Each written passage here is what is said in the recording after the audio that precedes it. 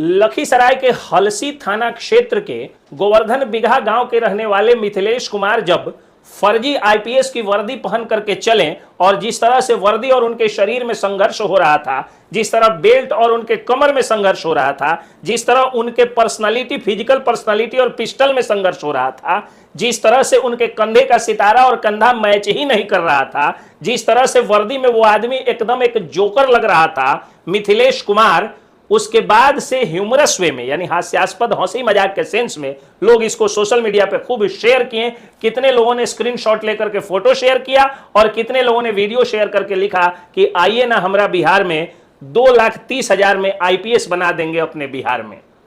तो ये जब वायरल हुआ वीडियो तो आप लोगों ने उस वायरल वीडियो को और उस पर अलग अलग डिजिटल पत्रकारों के मंतव्य को बहुत बार सुना होगा और कई सारे सैटेलाइट चैनल के जो वेब पोर्टल है उस पर यह खबर पढ़ भी लिया होगा। लेकिन एक वकील अब उसमें क्या स्पेशल बताएगा ये मैं बता करके और आगे की बात को शुरू करूंगा। मैं स्पेशल बताऊंगा कि मिथिलेश कुमार पे बीएनएस या आईपीसी की कौन कौन सी धाराएं लगी हुई हैं, मिथिलेश कुमार को सीआरपीसी या बीएनएसएस के किस धारा के अनुसार जेल भेजा गया या छोड़ दिया गया, मिथिलेश कुमार का अब तक बेल हुआ या नहीं हुआ, मिथिलेश कुमार पर बीएनएस या आईपीसी, बीएनएस यानी भारतीय न्याय संहिता और आईपीसी यानी इंडियन पेनल कोड की कौन कौन सी धाराएं, कौन कौन से सेक्शंस लगे हुए हैं, बीएनएसएस भारतीय नागरिक सुरक्षा संहिता या क्रिमिनल प्रोसीजर कोड यानी सीआरपीसी के तहत उसे जेल भेजा गया है या छोड़ दिया गया है। इन सारे चीजों पर बात करेंगे और यह भी बताएंगे कि इस मामले में एफआईआर दर्ज हुआ है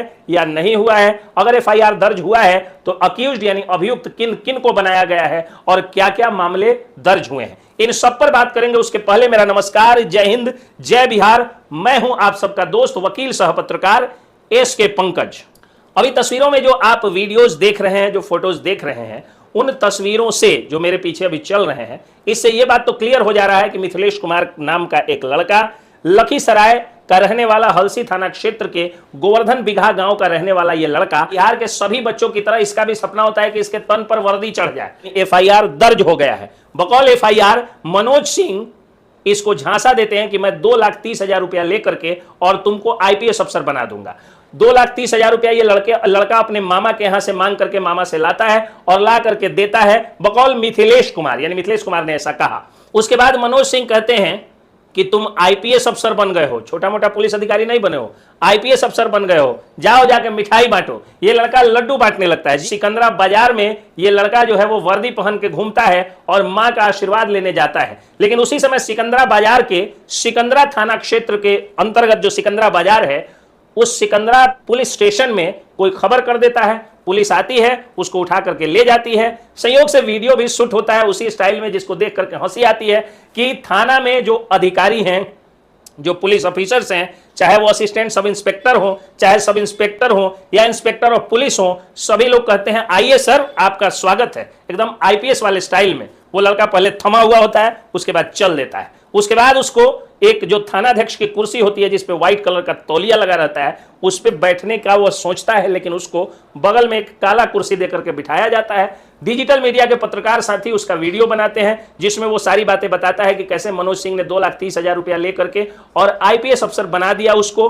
उसके बाद वहां पर एफआईआर दर्ज होता है। एफआईआर में जो सेक्शंस लगे हुए हैं वो बीएनएस की धारा 204 है, धारा 205 है और 318 है।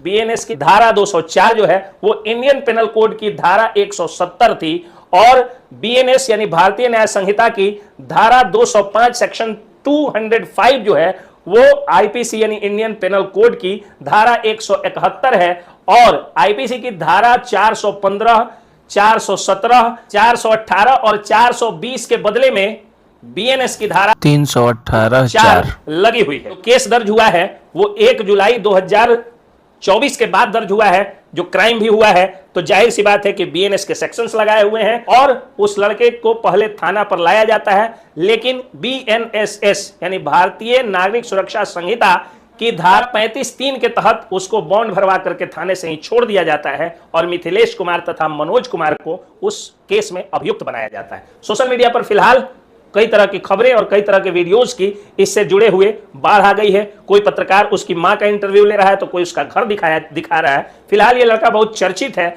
लेकिन संयोग से यह विख्यात नहीं, सुविख्यात भी नहीं, बल्कि कुख्यात हो गया है, यानी ये डिफेम्ड हो गया है। और इस तरह के मामलों से आप लोगों को भी सावधान रहना चाहिए। हमारे पास भी कई सारे ऐसे केस हैं जिसमें मैंने कोर्ट में परिवाद यानी कोर्ट कंप्लेंट दायर किया है, और उसमें मैंने यही सारे सेक्शंस लगाए हैं। बीएनएस का सेक्शन 204, 205, 318(4), ये सारे सेक्शंस के केस को मैं भी कोर्ट में देख रहा हूं। आप लोगों से आग्रह है कि आप लोग ऐसे नौकरी का झांसा देने वालों के झांसे में नहीं फंसे। जय हिंद, जय बिहार।